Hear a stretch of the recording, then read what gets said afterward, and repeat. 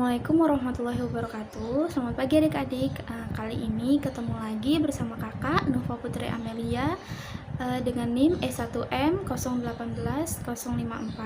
Nah, kali ini kita akan membahas materi kimia yang berjudul hidrolisis garam. Sebelum kita masuk ke dalam materi kimia itu, langkah baiknya adik-adik berdoa, mempersiapkan diri terlebih dahulu, kemudian disilahkan untuk mengisi presensi, mengisi absensi melalui link Google Form yang sudah kakak kirimkan melalui WA Group. Baik, sekarang kita mulai nih pembelajarannya. Apa sih tujuan pembelajaran hari ini? Nah, tujuan pembelajaran hari ini itu ada dua. Yang pertama, diharapkan adik-adik mampu menjelaskan pengertian hidrolisis garam, dan diharapkan adik-adik juga mampu menganalisis perbedaan sifat-sifat garam berdasarkan reaksi hidrolisisnya. Nah, sebelum kita mempelajari lebih dalam nih mengenai hidrolisis garam, kita harus mempunyai pengetahuan awal. Terdapat beberapa materi yang harus adik-adik pahami dulu sebelum adik-adik mempelajari mengenai hidrolisis garam. Nah, apa aja sih 4 materi itu? Yang pertama, adik-adik sebaiknya harus sudah memahami apa sih itu asam, apa sih itu basa. Nah, yang kedua, adik-adik juga sudah harus memahami konsep dari pH, Ka, dan Kb. Yang ketiga, adik-adik diharapkan sudah mempunyai pengetahuan bahwa asam nih ada yang kuat, ada yang lemah. Basa juga ada yang kuat, ada yang lemah. Yang keempat, adik-adik sebaiknya sudah memahami bahwa garam itu terbentuk dari reaksi asam dan basa. Biasanya juga disebut dengan reaksi penetralan. Yang pertama, pengertian asam basa. Nah, pengertian asam basa yang akan menjadi materi landasan dalam mempelajari hidrolisis adalah pengertian asam basa yang dikemukakan oleh Arrhenius. Nah, menurut Arrhenius, asam adalah suatu senyawa yang jika dilarutkan ke dalam air, maka akan menghasilkan ion H+. Nah, sedangkan basa menurut Arrhenius adalah senyawa yang jika dilarutkan ke dalam air, maka akan menghasilkan ion OH-. Nah, selain pengertian asam basa, adik-adik juga harus mengerti nih konsep pH, Ka, dan Kb. Nah, untuk mengidentifikasi suatu senyawa itu termasuk asam, basa, atau netral, kita menguji dengan mengetes pH-nya. Jika suatu senyawa itu memiliki pH di bawah 7, maka senyawa itu bersifat asam. Jika senyawa itu memiliki pH di atas 7, maka senyawa itu termasuk senyawa basa. Atau ketika pH senyawa itu menunjukkan pH 7 atau pH sekitar 7, maka senyawa itu diidentifikasi, ditetapkan sebagai senyawa yang netral. Apa sih Ka dan Kb? Jadi gini adik-adik, jadi setiap senyawa asam maupun basa itu memiliki tetapan ionisasi yang spesifik. Nah, tetapan ionisasi inilah yang disebut dengan Ka dan Kb. Ka adalah tetapan ionisasi suatu asam, sedangkan Kb adalah tetapan ionisasi suatu basa. Nah, setelah konsep pH, Ka, dan Kb. Nah, di sini terdapat contoh mana sih yang namanya asam kuat, mana aja sih yang namanya asam lemah, basa juga mana aja sih contohnya. Nah, setiap asam, setiap basa itu memiliki tetapan ionisasi yang spesifik dan kadang berbeda-beda. Jadi, kekuatan suatu asam atau suatu basa itu ditentukan oleh kekuatan ionisasinya. Semakin besar Ka, maka semakin kuat asam tersebut. Semakin besar Kb, maka semakin kuat asam basa tersebut. Nah, kemudian kakak akan juga mencoba menjelaskan kembali reaksi antara asam dengan basa sehingga menghasilkan garam dan air. Nah, ini terdapat beberapa contoh. Yang pertama, kita reaksikan antara HCl, asam kuat, dengan NaOH, basa kuat. Nah, reaksi ini akan membuat NaCl atau asam klorida ini akan pecah menjadi ion-ionnya. Dia akan pecah menghasilkan ion H+ dan Cl-. NaOH juga begitu, akan pecah menghasilkan ion Na+ dan OH-. Nah, kemudian akan terjadi proses tukar menukar ion. ion plus dari asam akan bereaksi dengan ion min dari basa.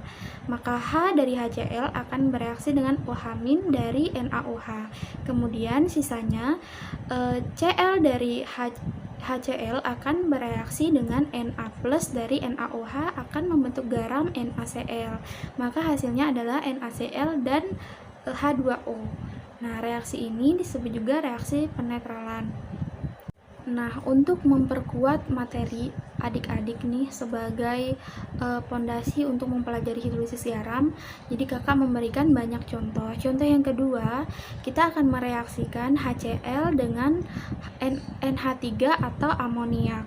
Di sini tidak akan terjadi reaksi pemecahan atau terionisasi dulu nih dia menjadi ion-ionnya.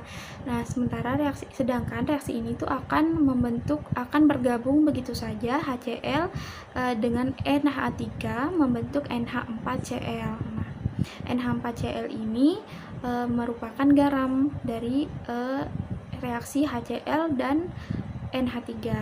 Nah, contoh ketiga kita mengambil contoh CH3COOH atau asam cuka direaksikan dengan NaOH. Nah, di sini akan terjadi reaksi ionisasi dulu atau pemecahan dulu nih asam dan basanya. CH3COOH akan terionisasi atau pecah menjadi H+ dan CH3COO-. Sedangkan NaOH akan pecah menjadi Na+ dan OH-. Di sini sama juga seperti reaksi pertama, ion plus dari asam akan bertemu ion min dari basa, begitu juga sebaliknya. Nah, CH3COO- akan bertemu dengan Na plus dari NaOH akan membentuk CH3COONa, dan H plus dari COOH akan bertemu dengan OH- dari NaOH membentuk air. Nah, kakak kasih contoh satu lagi nih, reaksi asam basa yang menghasilkan garam. Nah, gimana sih reaksinya ketika HCN, asam sianida, kita reaksikan dengan amoniak atau NH3. Nah, di sini akan terjadi reaksi penggabungan di mana akan menghasilkan NH4Cn. Nah, jika kita perhatikan, jika kita analisis nih, kita sebenarnya dapat mengelompokkan jenis-jenis garam berdasarkan dari reaksi penetralan tadi. Ada garam yang berasal dari asam kuat dan basa kuat, ada garam yang berasal dari asam kuat dan basa lemah, ada juga garam yang berasal dari asam lemah dan basa kuat, dan ada garam yang berasal dari asam lemah dan asam kuat. Nah, ini nih kelompok-kelompoknya, bahwa garam itu bisa dikelompokkan menjadi 4 kelompok, yang dari asam kuat dan basa kuat, asam kuat dan basa lemah, asam lemah dan basa kuat, asam lemah dan basa lemah.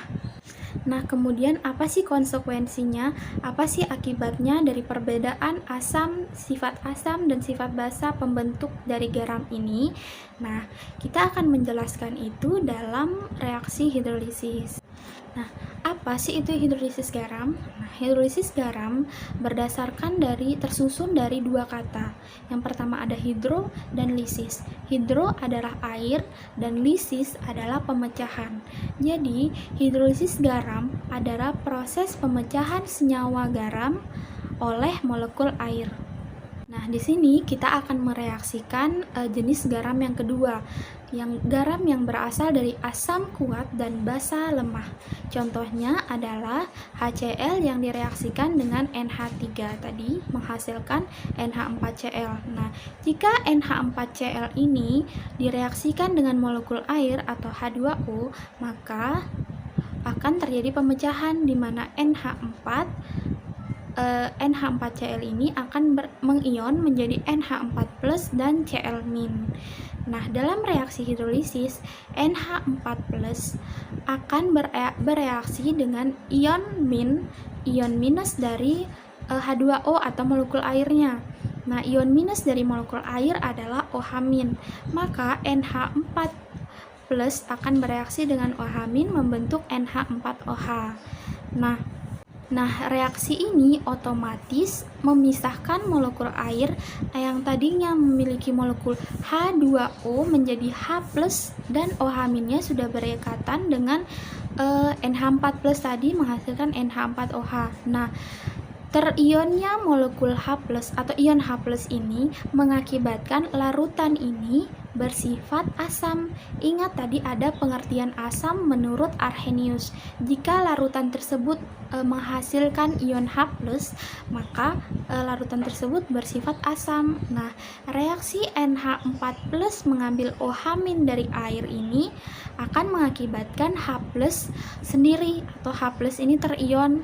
Maka dapat disimpulkan sifat dari larutan ini adalah asam karena H+ terionisasi bebas di dalam larutan ini yang mengakibatkan sifatnya menurut Arrhenius adalah asam.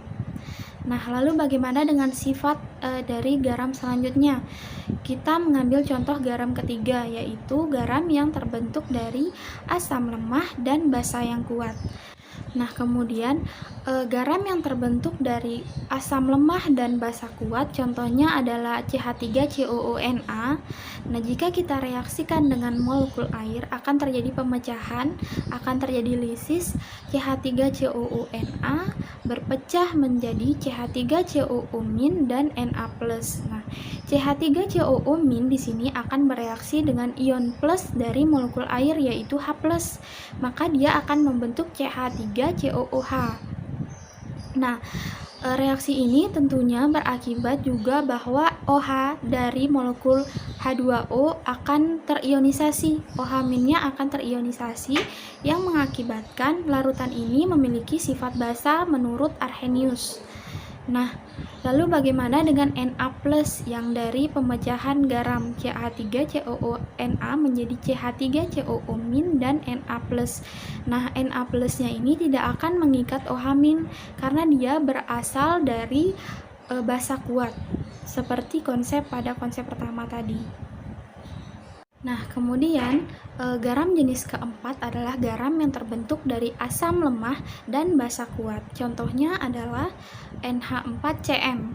Nah, di sini jika NH4CN direaksikan dengan air, maka akan terjadi pemecahan NH4CN menjadi NH4+ dan Cn-.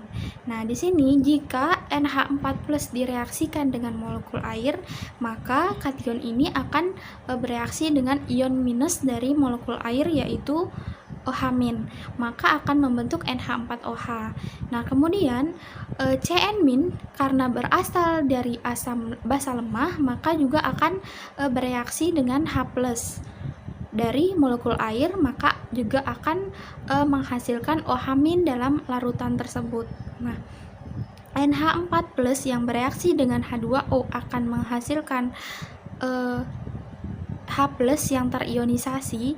Nah, Cn- juga menghasilkan OH- yang terionisasi dari molekul air karena dia mengambil ion H+-nya. Nah, karena larutan ini memiliki ion OH+ dan OH- yang terionisasi masing-masing, maka larutan ini tuh memiliki dua kemungkinan. Dia bisa bersifat asam, dia juga bisa bersifat basa. Nah, sifat asam dan basa kan tadi sudah dijelaskan bahwa sifat garam ini tergantung pada Ka dan Kb. Nah, apa sih maksudnya Ka dan Kb ini? Jadi banyaknya ion H+ dalam larutan ini dan banyaknya ion OH- dalam larutan ini akan saling berbandingan untuk dapat menentukan sifat dari larutan ini. Dia termasuk asam atau dia termasuk basa. Jika H+ yang lebih banyak, maka dia akan tergolong pada larutan asam. Dan sedangkan jika OH- yang lebih banyak, maka dia akan tergolong dalam larutan yang bersifat basa. Nah, di sini Kakak mencoba mengulang dari materi hidrolisis yang sudah Kakak jelaskan tadi. Yang pertama, kita tahu bahwa garam ini terbentuk dari reaksi asam direaksikan dengan basa menghasilkan garam dan air. Nah, berdasarkan reaksi itu, garam ini memiliki 4 jenis atau dapat dikelompokkan menjadi 4 kelompok. Yang pertama, garam yang dihasilkan dari asam kuat dan basa kuat. Yang kedua adalah garam yang berasal dari asam kuat dan basa lemah. Yang ketiga adalah garam yang berasal dari asam lemah dan basa kuat. Yang keempat berasal dari asam lemah dan basa lemah. Nah, 4 kelompok ini memiliki sifat garam yang berbeda-beda berdasarkan dari asam basa pembentuknya tadi. Nah, garam pertama akan bersifat netral atau memiliki pH 7. Nah, dari pembelajaran hari ini kita dapat menarik beberapa kesimpulan atau poin-poin penting. Nah, poin yang pertama, pengertian dari hidrolisis garam. Nah, hidrolisis garam adalah reaksi pemecahan senyawa garam oleh molekul air. Yang kedua, garam yang mampu terhidrolisis adalah garam atau ion garam yang berasal dari asam lemah dan basa lemah. Jadi jika ion-ion ini berasal dari asam kuat dan basa kuat, maka tidak akan terjadi hidrolisis. Maka tidak akan terjadi reaksi hidrolisis. Nah, kemudian untuk mengecek pemahaman kita udah sampai mana, coba adik-adik sebutkan apa aja sih contoh garam yang dapat dan tidak dapat terhidrolisis. Silakan tulis di WA group. Nah, kemudian setelah itu adik-adik dipersilakan untuk mengerjakan beberapa soal dalam link Google Form yang akan kakak kirim setelah ini.